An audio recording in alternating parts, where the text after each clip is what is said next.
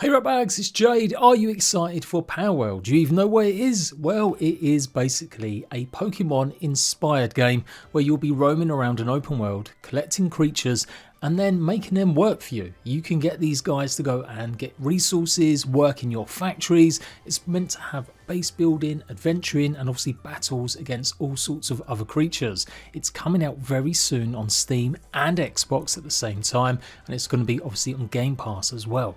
I've mentioned it a few times in previous videos and list videos of upcoming games, but today I'm going to give you everything you need to know ahead of launch. So go ahead and leave a like if you find this video useful, and let's go. So the game's actually going to go live on January the 19th at 0000 PST time, aka midnight. So yes, that's going to be 8 o'clock in the morning here in the UK. They are a Japanese set of developers, so it'll be way late in the afternoon for them. So you haven't worked that out, that will actually be a Friday. Now Xbox may be a couple of hours later because sometimes they don't always refresh at the same time. But by the looks of things, I think this will go globally live at the same time across both. So Power World is going to be $29.99 or around £24 here in the UK. It is going to be early access, so this will have a lot of updates added to it. Their previous game, Craftopia, that's currently still in early access where it's been for the last 3.5 years. It's not quite finished actually, the original game. They did add a bunch of content to it. I'll bet sometimes Xbox was a bit slow in receiving some of it. It was like a mix of a action adventure with automation and survival elements. And the last big massive update for it was adding a complete open world rather than separate little worlds that you'd go into. By the looks of things though, Power World's going to be different. It is going to have a whole open world to go and explore straight away.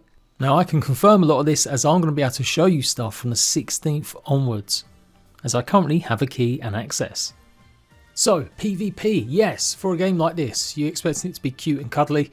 A big difference between maybe Pokemon and Power World is in that Power World they are going to be enabling some form of PvP in the future. You can already see from the trailers there's a focus on guns and gun combat. So not just fighting your creatures against other players, but possibly, taking them out with an AK. But that won't be there at launch. PvP won't be hitting until sometime after. They're still testing out the best way to do it. I'm guessing this might mean them experimenting with either arenas or zones where you can PvP. But I wouldn't expect it to be like Rust where you can just go ahead and base raid. When it launches, it won't have crossplay between Xbox and Steam, but it is something they're going to work on. And yep, it's not coming to PlayStation 5 just yet. But it's something they're going to think about during the development. Now, Power World can be played with up to 3 of your friends, so 4 player total, joining you in your world or joining them. You can play it on your own, offline, but you can also go ahead and create your own dedicated server. With these, you'll be able to have up to 32 players to play in the same world and create guilds together. Apparently going to make these tools available at launch.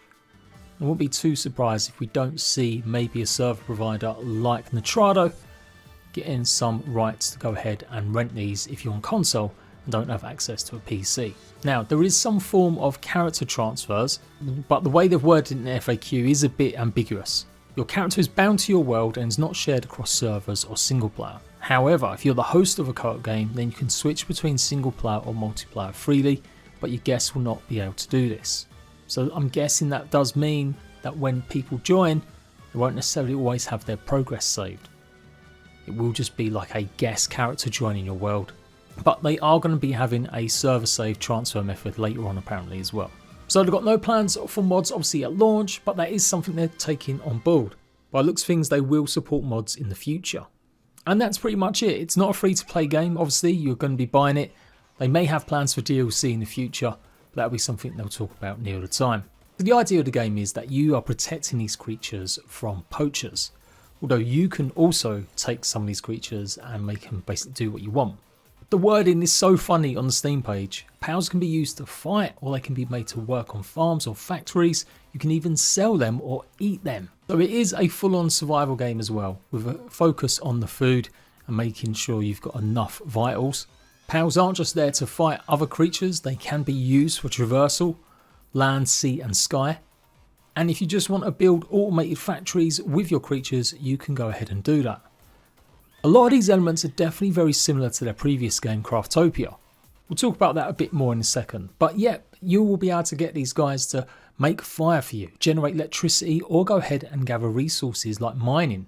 Some of the pals are going to have distinct abilities and skills. Some can water crops, others will be good at planting. So finding the right one for the right job is going to be important. And as long as you're keeping your pals fed, they'll happily keep making guns in your factory. Yeah, no joke. I'm honestly not too sure if we're the good guys here. Now your pals can die, get into trouble against some creatures that you're just not ready to deal with.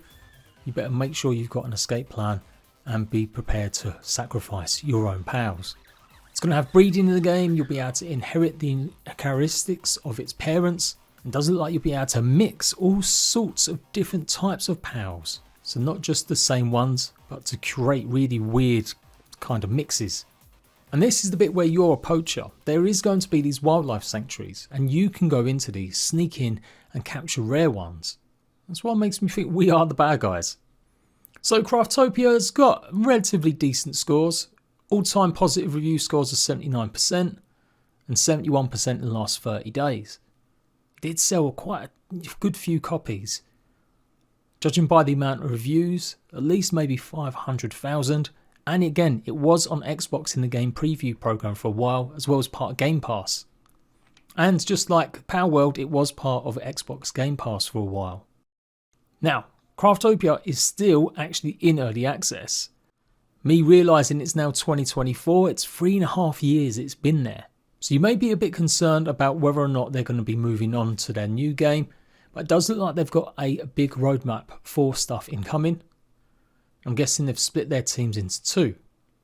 At some point they're going to be adding lots of the features that they're already promising for Power World, like dedicated server support and releasing the open world aspect of their updates for Xbox, as well as possibly PvP and other components like that too.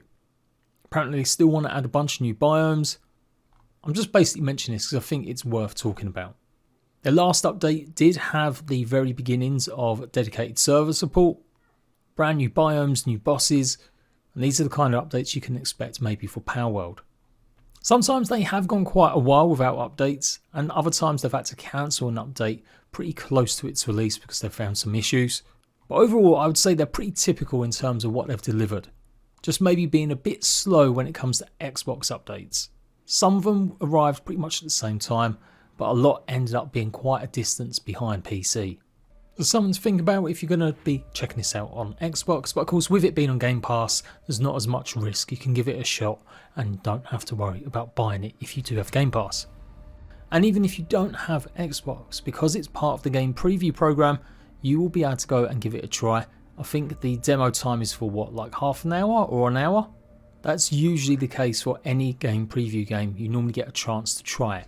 So I'll have big opinions about the game when it releases right here. I'm about to boot it up for the first time and give it a try.